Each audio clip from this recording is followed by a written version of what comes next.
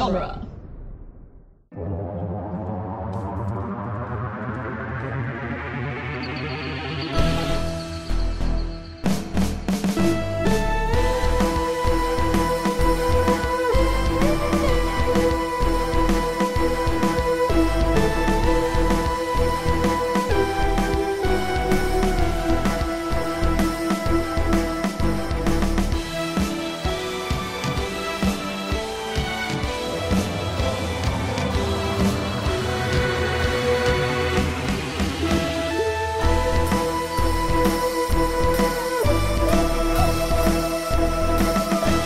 Hello and welcome back to The Doctor's Companion presents Doctor Who, The Long Way Round, the weekly podcast where we review and discuss every episode of Doctor Who, one doctor at a time. I'm Nick Jimenez. I'm Scott Corelli. And I'm Cass Fredrickson. Today on the show, we'll be discussing The Colony in Space, the third Doctor's eighth story. Oh, yes. And the first off-world story to be presented in color. Mm-hmm. Oh, yeah, that's actually true. Yeah. Copy that. Wow. According to the TARDIS wiki. Uh-huh. Yeah. So this was written by Malcolm Hulke, or Hulke. I don't know. I hope. I'm just going to say Hulk because that's more fun. I like the idea of just like imagining just like this big guy with like a little pen or like a little typewriter. Like I imagine he's got like film crit round, Hulk. tiny glasses sitting on the bridge of his nose. Yeah. And thinking, just like imagining up stories for Doctor Who. Like maybe like post Endgame, that's what he wants to go by now. Yeah, Malcolm Hulke. Yeah. It's spelled Hulk now with an E. Oh boy. Yeah. So Malcolm Hulke actually has a really good track record as a writer working for this show. He wrote The Faceless Ones, which we liked a lot. I believe that's the airport one, right? The one where Ben and Polly leave. I like that one a lot. I think it's fun. The War Games, which is an all-timer. You haven't seen it yet, but you will, buddy. You will. And it rules. It's 10 parts, 10 parts long, and it rules. Oh, cool. Yeah, which is like, while you're watching it, you're going to be like baffled. Like, why is this so good? It's 10 parts long. Which Doctor is that? It's 2. It's his regeneration story. Oh, yeah. Cool. Yeah. Really, really, really good. And then Doctor Who and the Silurians, which is really fun and obviously introduces a really cool villain. Ambassadors of Death last season, which also we really like. And then in the future, he has 3 more stories: The Sea Devils, Frontier in Space, and Invasion of the Dinosaurs. I believe, is Frontier in Space a sequel to this? Because it seems like it should be. I was just about to No, say. it's not, and it's not very good. Yeah, okay. So basically the stories where he doesn't have titles and it seems like he just throws darts at something and adds space to it are the bad ones. Because Colony in Space is so boring. But yeah, in general, very good track record, Malcolm Hulke. This particular episode or story is a outlier, I would say, on his Doctor Who filmography. I also read in the TARDIS wiki that the mining company appears in additional stories after this. Oh, okay. Interesting. I don't know that I ever put that together just because it's so generic to begin with. Yes. That I just assume that it would be generic, like just as generic every other time they're around. And so it's like, well, you know, what's the difference? I don't know. But I'm glad that it's the same generic company every like time. AIM. That's good. Yeah. AIM should be so much more interesting than it is, but AIM's really interesting in the comics. yes, indeed. Okay. Everyone is super bored by this era at this point. Everybody working on the show is so bored, and they're bored of the Master. They're bored of being stuck on Earth. And so they're like, let's shake things up. We have to have the Master in every story because of, I don't know, reasons. I forget Reasons. No, it was their plan. Letts and Terrence Dix, but they were regretting the plan. Is essentially what was going on. But the other reason that they thought it was getting boring was because they were like, okay, so like every story is either going to be an alien invasion or a mad scientist because you're stuck on Earth. What else are you going to do? And as a result, they're like, okay, let's give him his TARDIS back. We'll get away from UNIT for a while. And we'll do a good old fashioned Doctor Who story. And they did. And, I think it was a mistake to leave Earth because this was boring. And it's also the reason why the Master doesn't show up until halfway through the story, is because they were like, oh, well, let's put him on the back burner for a few episodes, so that hopefully by the time he shows up, it's a surprise. And you know what? To their credit, it is. I had kind of, I'll be honest, I had kind of forgotten that he was in the story by the time he showed up. It was just long enough to forget, oh, right, the Master is in all of these. So like that was nice. It was a great momentum boost. Yes, definitely. And boy, did it need it. So it's, that's kind of it. The only other bit is that the character of Morgan was written for a male actor. It was meant to be a male character. The director of this episode, Michael Bryant, who had previously been an assistant floor manager on Dalek's Master Plan and a production assistant on Power of the Daleks and Fury of the Deep, was brought up to be director. And the first thing that he did after reading the script was change Morgan to a woman and cast an actress named Susan Jameson as said woman and said Morgan. And this is Morgan is the character with this like this sort of sadistic tendencies or whatever in the story. And they were scared of casting a woman in that role because BBC had issues with women having sadistic tendencies, and they felt that it would leave them open to charges of fetishism. Oh boy. Because that was a thing that they could be afraid of in the 70s, apparently. So without talking to Bryant, they recast the role and gave it to Tony Counter, making the role male once again. And then that woman got paid for her whole story and didn't have to work a day of her life for it. So, that worked out, I guess, to a certain extent, at least. At least she got paid. At least it wasn't like, hey, you're fired. Yeah, also, you're not getting any money. It's yeah, unfortunate and interesting, but definitely good that she was compensated. For sure. And it's a peek into the relationship that the show has with the BBC. Right. And what the government considered the BBC's role in. I don't know. It's interesting. Yeah. So the only other thing that I wanted to mention is that Mary, played by Helen Worth, she is on the show. This is 1971, and she would get a role in 1974 on the show EastEnders, and that would be her last role that she ever did as an actress. And the reason for that was because she was in 3,500 episodes of EastEnders as her character that she started playing in 1974. She was married, it looks like, half a dozen or more times her character on the show, because she has like multiple last names like over the course of the she keeps having to change her identity. Oh, okay. Well, one's an evil twin, one's yeah. I don't know how loyal listeners, how ham does EastEnders go? Is it like, I don't know. Is it mostly like domestic? I've heard I don't know. Yeah, I don't know anything about it, but yeah, so she is very well known, Helen Worth. That's great. I think she gives a solid performance in this episode. I'm sorry, not EastEnders. I'm sorry. Everyone is going to be really mad at me. It's not EastEnders. It's Coronation Street. That's what I get for not having her IMDb open when I said that. Yes, Coronation Street. 3,000 episodes of Coronation Street. Yeah, 3,500 episodes of Coronation Street, not EastEnders. Or the third daytime soap opera that they have, which I'm forgetting the name of right now. But there is a third one. I know there's a third one. Which one? Which is the one that Doctor Who did the episode with?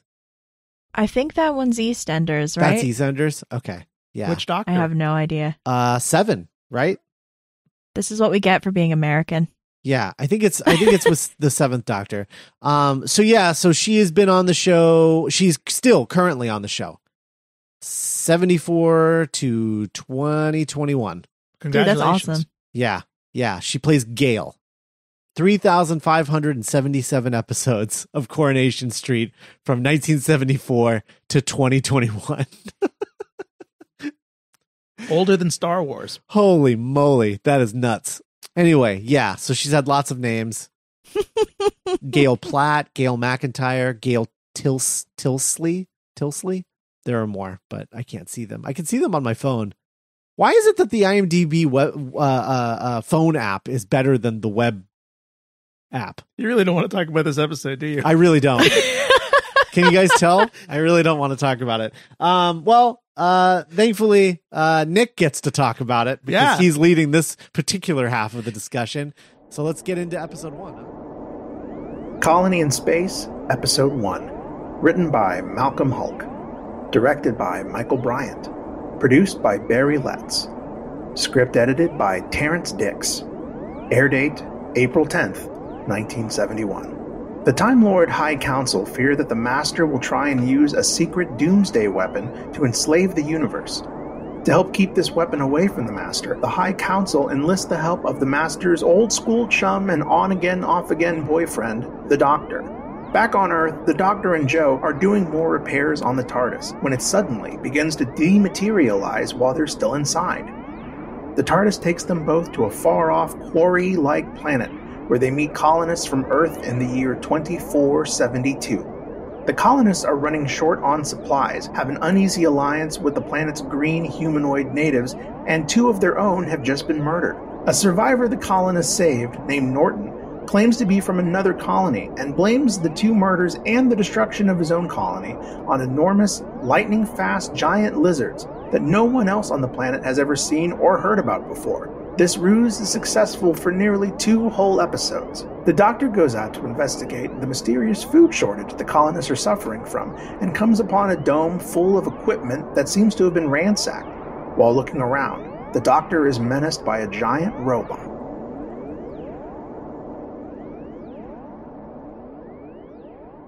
It's great. The Doctor and Joe are like fussing over the TARDIS, kind of like lamenting we start with the Time Lords, right? Oh yeah, we get like a little flash of the Time Lords, a little Time Lord cameo. They have the Doctor's mugshot on file.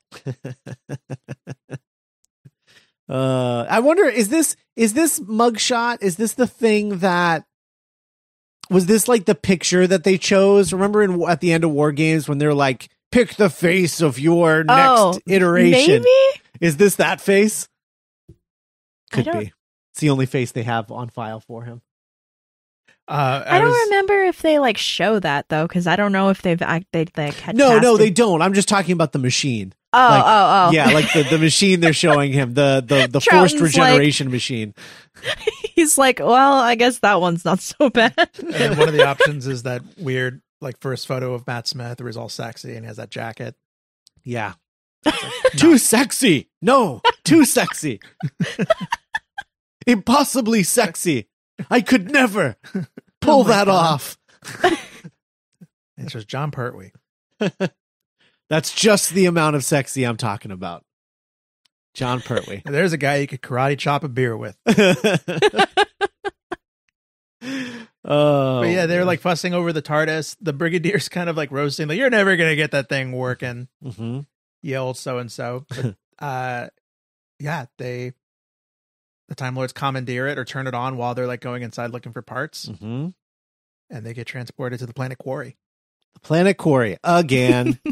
2 stories in a row. Planet Quarry. I was really listening, and I'm gonna have to. I'll scroll through the TARDIS wiki, but I don't know if they ever name the planet that they go on. No, they don't. No, they don't. Nice. Really, it's great. So generic. He was just like, yeah, whatever.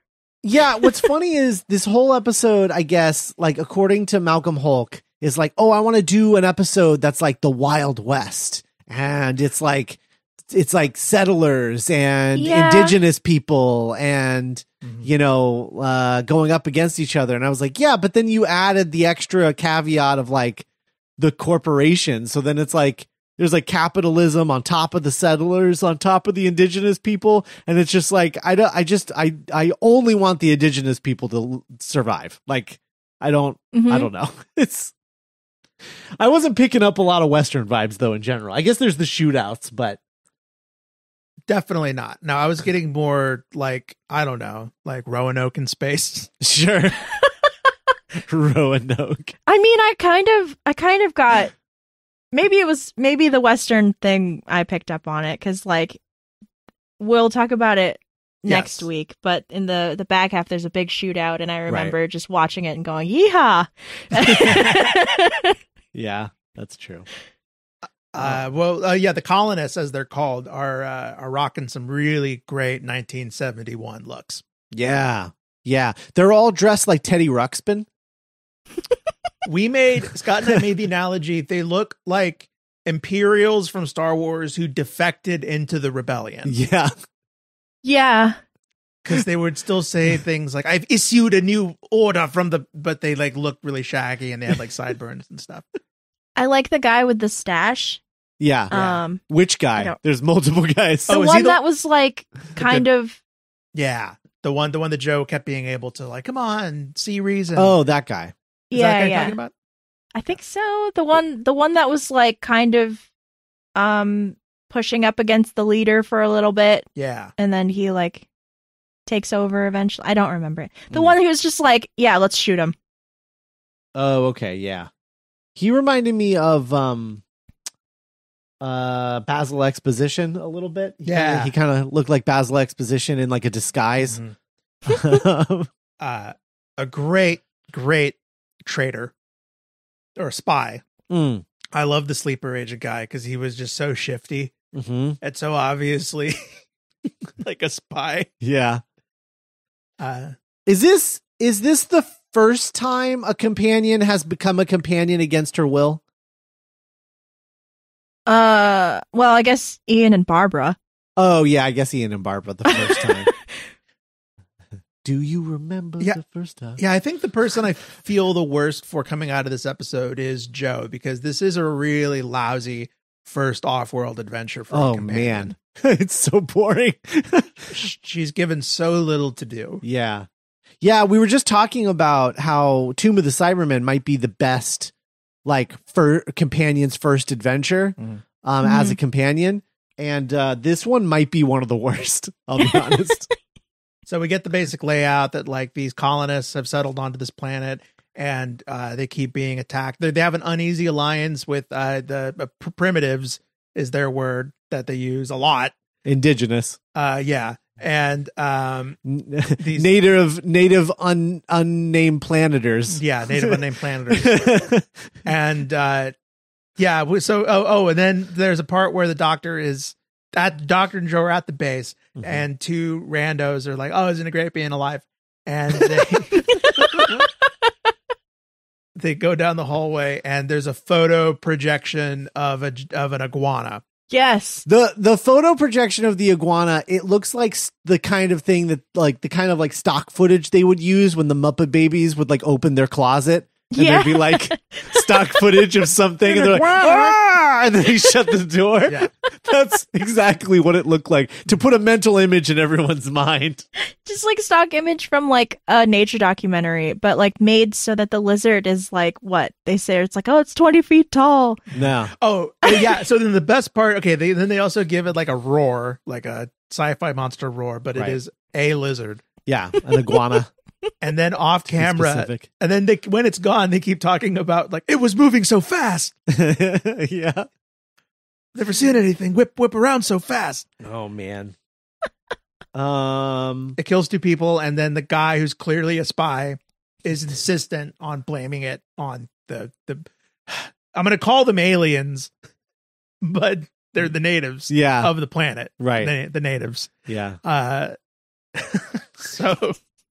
Yeah, and then there's also like a corporation called like there's a mining company that they're there too, and they both don't know about the other. Like, why are you here? We're the only group that's supposed to be here. What does the I in IMC stand for? MC, obviously, mining company. I'm gonna look this up. Is it like interspatial, international, intergalactic? Intergalactic company? Interplanetary across planets. All right. Oh, please. How does episode 1 end? Because I remember there being like a quality Pertwee face. Yeah, cliffhanger face. Yeah. The robot hands. Yeah, it's the robot hands. He goes back to his TARDIS, right? Yeah, we have the same cliffhanger twice. Oh yeah. So like the doctor doesn't see this, but the native in a row, the natives, gosh darn it, break into the TARDIS, and the doctor comes back, and his TARDIS has been like ransacked. It looks like, and then there's this whole like robot with like Reptar hands Mhm. that's like coming towards him, and Pertwee's like, "Grr," and then Yeah. Colony in Space, Episode 2. Written by Malcolm Hulk. Directed by Michael Bryant. Produced by Barry Letts. Script edited by Terrence Dix. Air date, April 17th, 1971. The robot is stopped by a man in uniform who works for the Interplanetary Mining Company, who was under the impression that this planet was uninhabited. They both board an adorable dune buggy and head back to IMC home base. Meanwhile, on the colony, Norton the spy continues his frame job on the natives, trying to overturn the uneasy alliance between alien and human. Jo does what she can to get to the bottom of things, but she's hobbled by the other colonists and also the writing. Back at IMC, the Doctor learns this planet is home to enough duralinium to power 1 million living units back on 2472 Earth. The IMC's plan on mining the planet while the colonists are trying to live there is to pretend they don't know that they were there and mine the planet anyway. Norton kills another colonist as well as his native alien friend, blaming the entire altercation on the native. Captain Dent, leader of the IMC, sends the Doctor back out to the dome with Morgan, one of his men. As the Doctor shows Morgan around the dome, Morgan pulls a laser gun on the Doctor. Episode 2, which thankfully has a spear fight. That's really the biggest thing that I remember about episode 2 is the spear fight. I love it. I love it when Pertwee gets in a fight. Yeah. He does a lot of karate in this one. Mm-hmm. I don't know if I ever need another Doctor to do karate. No, how could you top this? Yeah. This is such a moment where Doctor Who feels like a bunch of action figures that it's like, I don't think I like this era of the show very much, but there's Really? I don't know. There's so many gunfights in these things and so many like army people clashing at each other. And then it's just like 5 minutes of cutting back and forth. Yeah. But we'll get to that. Yeah. I don't know. I'm fine with another Doctor doing karate as long as it's like a one-off thing, oh yeah, like remember the Doctor does know karate. These Doctors just they don't use them as often as the third Doctor did. Yeah. I would love if Jodie Whittaker just like whipped out some karate, oh my just like randomly, and just be like I don't do it often, but I can if I have to. Like that would rule. Is this the one where we really get to hang out with the mining company? Yeah, this is the introduction of the mining company. So I want to say something that's been on my mind since I watched this. Okay. Great. The guy playing Dent, the head of the mining company with the really weird hair. Yeah, really weird hair. Yeah. To me, he seemed to like visibly hate being on the show. Yeah. It's like he actually hated being on Doctor Who and then was using it to feed his character. Like he was just so dry, like give us nothing, you know? And like it was like I kind of see what he's trying to do because it's like, but I don't know. He just seemed like he's I don't know. He was just so boring. And yeah, maybe he hated his hair as much as we did. That's true. Yeah. I mean, we can't emphasize enough how bad this dude's hair was. Like it's like it's like directly sideways, like side down on the sides, like from the kind of the middle down on the sides. I assume it's the same in the back, but then the middle of the top of the hair is brushed completely forward, and there's no transition between any of those lines. So it's just like sideways down hair, back hair, and then top hair is just straight forward like a runway. Like I don't use the phrase at gunpoint a lot, but like that was kind of the vibe of his performance. Yeah. And unfortunately, he was like arguably the main antagonist. Yeah. It's true. Is that Morgan? Is that the character who was supposed to be female? No, Morgan's the one that gets caught like trying to scare the people away, and he's the one that like quote unquote accidentally kills them.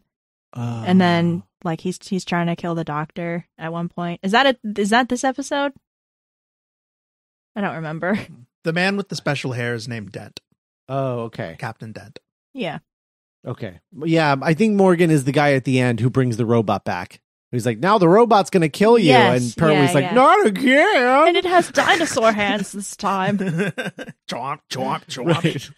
Yeah, the first time it's just a regular like robot, and then in the That's second one right. it's like a robot with claws. The Reptar Yeah. hands was the second cliffhanger. Yeah, the second cliffhanger. My bad, listener. Literally the same room. We can't emphasize enough. It's the same room that the cliffhanger in the first episode happens. It happens again in the second one. Same room, same spot. Only the difference is that the robot has Godzilla hands in the second cliffhanger. And I'm not surprised. I don't know, at the beginning when you said that I don't know, this seems kind of like a bored episode Mm-hmm. where it's just by number, which is so weird because it's like you would think the first off-world show of this era Yeah. would be like, let's go, let's Yeah. do something. Look, a macra. It's another macra. I don't Yeah, know. but like, I guess, I don't know. Maybe Malcolm Hulk just isn't good at off-world stories as good as he thinks that he is. Maybe, or was hoping he would be, because all of his best stories are Earthbound, with the exception of the War Games, but that has a whole lot of other stuff going on.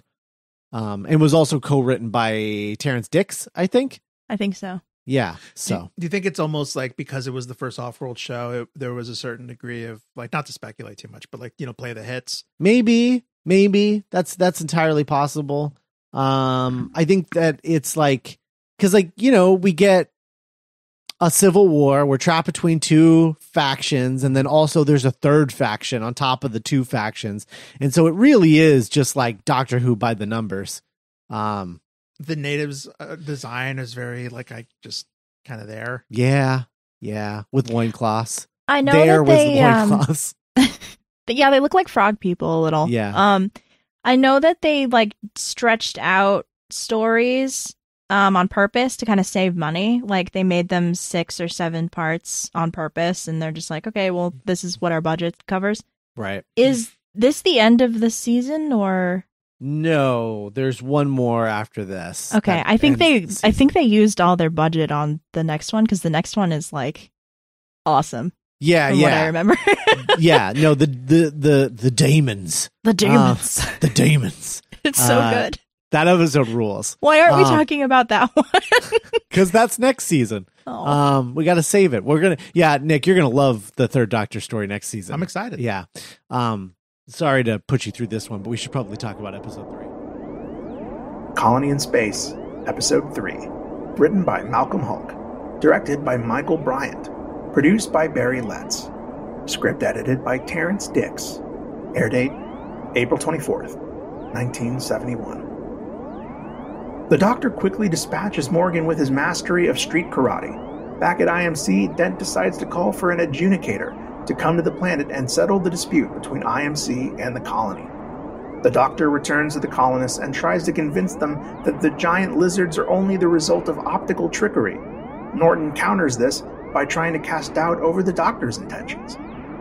Joe and a colonist named David sneak aboard an IMC ship only to be ambushed by guards and chained together to an explosive device inside of a cave. They manage to escape only to be shot at and captured again. The Doctor goes to meet with the IMC to negotiate Joe's release and prevent an all-out airgun battle between miners and colonists. Joe, Alan, and the IMC men who captured them are ambushed by natives. Joe, the only survivor of the attack, is taken back by the natives to their underground cave dwelling. The Doctor and Ash, leader of the colonists, search the native ruins in search of Joe, when suddenly, the Doctor sees something so overwhelming and so magnificent, it takes his breath away. So this one, so it's kind of the same cliffhanger, but now he has Reptar hands. And yeah, he solves his problem with karate, right? Yeah, I believe so. Mm-hmm. Yeah, As he's ought to do. so weird. The idea of like Capaldi solving a problem by like physically knocking someone out is so weird. It's a different time. But you know what? If say Idris Elba ever became the Doctor, I'd be like, yeah, I would buy that this doctor is going to like knock somebody's lights out occasionally. Can you imagine if the cold open of a Doctor Who episode was just like the Casino Royale fight? That first bathroom fight. Oh my God. What if Jodie Whittaker, before Jodie Whittaker regenerates, she sends what's her name? Yaz. Yaz, thank you. Sends Yaz away. Like Yaz is like, okay, I'm done. Like, bye, adios. She's leaves, and it's no, it's just her and Dan. Oh, okay. And she regenerates into Idris Elba. And Dan is like, and then Idris just knocks him the F out.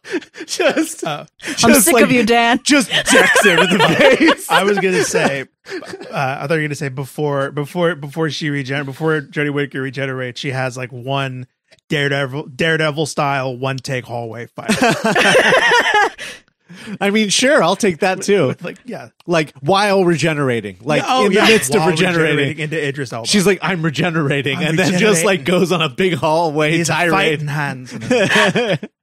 Two fighting hands, and then I think I like Pertwee doing karate so much because he's like an older dude dressed like a magician.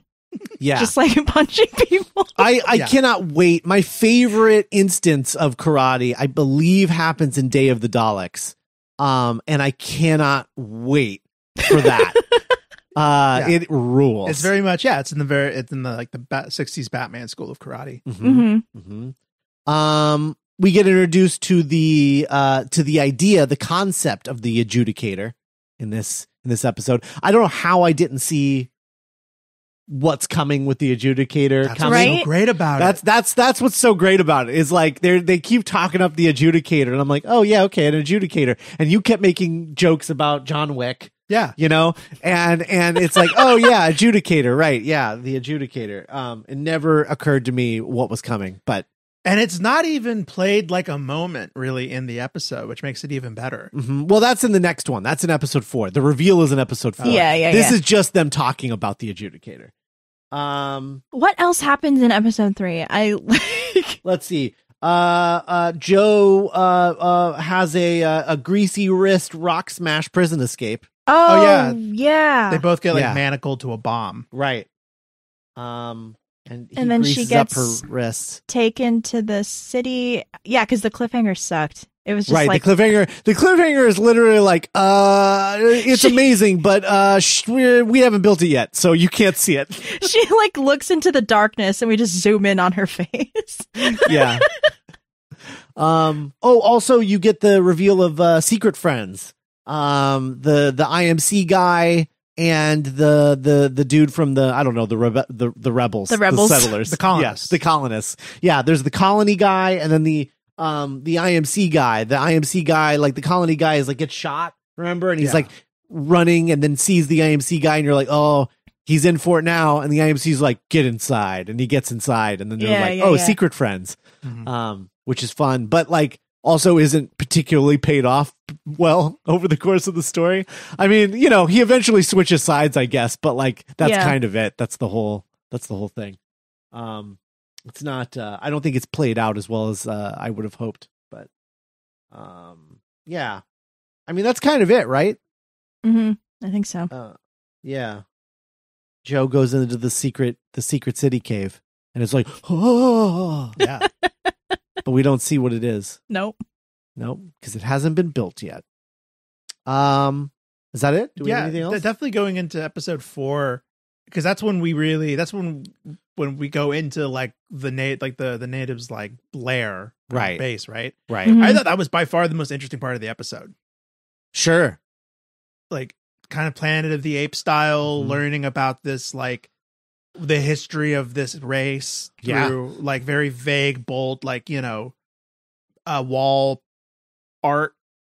Sure. You know, I was like, well, this is way more interesting than like colonizers versus miners. Yeah. Absolutely. But yeah, these first 3 are boring. Yeah. 4 through 6, as we'll talk about next week, get a lot better. They get stronger. But because you know, anytime you add the master into the proceedings, things tend to get a little bit delightful. more interesting. Yeah. But these first 3 are dry. I felt every second of the 24-minute length of each of these. I know. I was like, surely I must be done by now. No, I'm on part 2. And not a lot of like interplay at all between the Doctor and Joe that isn't strictly like expository. Yeah. It's really just feels like they had Joe go along because they're like, well, I guess that's what we do, right? The companion goes along with the Doctor. But like once she's there, she has nothing to do. Like except like get captured and get captured again. Yeah. Yeah. He has like Mary just babysits her the whole episode, the whole story for a lot of it. And then gets captured and things like that. But like, it's all like, let's find a new way to put her on ice just every episode. It's a bummer. Joe is not my favorite companion. She's fine. She's fine. And she is the one that I think of when I think of Pertwee. More so than Sarah Jane. Liz. Or Liz, who barely counts as a companion because, she never traveled in the TARDIS. So is she a companion? I don't know. She's a co-star, certainly, but is she a companion? Well, that means that Ryan's dad is a companion, so like that rule sucks. No, it only they have to travel in the TARDIS for longer than one episode. Oh, okay. In order to constitute being a companion. One shot companions. But that means the Brigadier isn't. Yeah, I love the Brigadier. Yeah, he travels in the TARDIS once, right? I think so. In the 5th Doctor story? Yeah, maybe. Is that the only time? I don't remember. Yeah, I don't think he ever travels with the 3rd Doctor. Yeah, I don't know. I don't know that I count Brigadier as a companion. Boo. He's a co-star. He's not a companion. I don't know. It's not the same. Got to be in the TARDIS. What do you think, Nick? I'm trying to think of characters who are technically... Like Adam is technically a companion, I think. Yeah. Well, or is he? Because he only goes one place. Does that count? I don't know that counts. Well, he was there for more than one adventure, technically. Well, but he only went to one place. He only traveled once. So I see. Yeah. Yeah, but I don't know. Like there was a return trip. It's not like he died. Oh, yeah. I guess that's true. Fair enough. Yeah, I guess he's just a one-shot companion. But technically counts, I guess. Is Wolf a companion? Yeah, right? No. He's only in the TARDIS that one time. Oh, okay. Well, if that. Yeah. No, I guess not. Cool. Guest star. Ruthless. I don't know. I just don't like counting everybody as a companion. I don't know. I like trying to find rules in terms of like what constitutes that because I don't know that Liz counts. I mean, I would call the Brig or Liz more companions than what's his name, Adam. Sure. Yeah. But I don't know. Did Andrew Garfield Pig ever get on the TARDIS? I don't think so. God, wouldn't that have been great if Andrew Garfield was a companion but post Pig? Mm-hmm. Absolutely. God, so just like a season of like Pig Garfield. I mean, like in the 6th Doctor audios, doesn't he have like a penguin for a while? What? Yeah, but that's not. He has like a talking penguin. Yeah, but I don't think those are canon. I don't. Okay, because he's a comic book companion. I think they just did some audio adventures with that guy, but I don't. Oh, why wouldn't you? I don't think it fit. Yeah, I don't think it fits anywhere in. I think Nick would love those legitimate continuity. Yeah, for sure. Sure, for sure. What's his name? I'd have to figure out what the timeline is. Let me see. It's Dr. Penguin. Frobisher the penguin. Frobisher the penguin. Yeah, that's it. I love it. Yeah. He has that one really good story from the writer of Dalek. Yeah. He goes to Japan, meets this woman he used to love. To take down the Yakuza. Yeah, definitely that third thing. The first two things were a bit of a stretch, Nick, but that last one, that's actually the plot of the story. Lots of karate. Sure. All right. Well, I guess that's it for this one. go check out our Patreon, I guess, duelinggenre.com/support. We do have a goal to have a bonus podcast where we talk about the spin-offs on the main feed, not a Patreon exclusive, but we do need to meet our patron goal, which is 100 patrons on our Patreon in order to unlock the bonus show, or the chance for the bonus show. So check it out, see if it's worth your while. I mean, the more TDC patrons we get who vote in the bonus show poll, the more likely it'll be that we do the TDC one. So check that out. That is duelinggenre.com/support. And we'll be back next time with The Colony in Space, episodes 4 through 6. Bye, everybody. Bye. Bye.